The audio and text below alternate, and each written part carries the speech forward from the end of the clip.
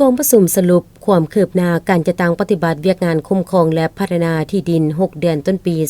2026ได้จัดขึ้นในตอนเช้าของวันที่28กรกฎาคม2026อยู่ห้องประชุมของตนโดยการเป็นประธานของทานพันลอนแก้ววิเศษห้องหัวหน้าแผนกกสิกรรมและสิ่งแวดล้อมแขวงบริคำไซมีหัวหน้าองค์การกสิกรรมและสิ่งแวดล้อม7ตัวเมืองพนักงานหลักแหล่งพนักงานวิชาการแขนงพัฒนาและคุ้มครองที่ดินแขวงเข้าร่วมทานคำพะแสงสุริจันทร์หัวหน้าแขนงคุ้มครองพัฒนาที่ดินแผนกกสิกรรมและสิ่งแวดล้อมแขวงบริคำไซ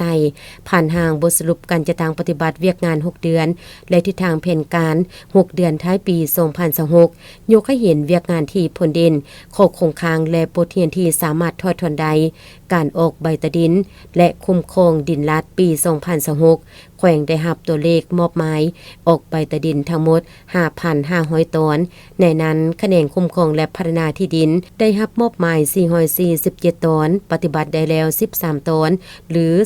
2.90% สำหรับการคุ้มครองดินโครงการเซาสัมปทานมีทั้งหมด151โครงการเซา69โครงการกสิกรรม42โครงการแห่ธาตุหินทราย40โครงการในนี้ออกใบตะดินลัดแล้ว35โครงการเฮ็ดแผนที่26โครงการและยังบ่ทันออกใบตะดิน79โครงการการบริการสิทธิ์นำทรายและการจัดสรรที่ดินสามารถจดทะเบียนเคลื่อนไหวและเปลี่ยนแปลงสิทธิ์นำทรายที่ดินได้ทั้งหมด743รายการโอนมอบกู้ยืมแยกโฮมตอนดินพร้อมนี้ได้สำเร็จการวางแผนนำไซที่ดินจุเมืองบริคันซึ่งปัจจุบันอยู่ระหว่างรอท่าการรับรองจากสภาประชาชนแขวงเพื่อประกาศไซทางการปรับปรุงนิติกรรมและเครื่องมือคุ้มครองได้ใกล้เกี่ยมห่างบทประเมินคืนค่าหัวหน่วยราคาที่ดินตามมาตรา109-110ของกฎหมายว่าด้วยที่ดิน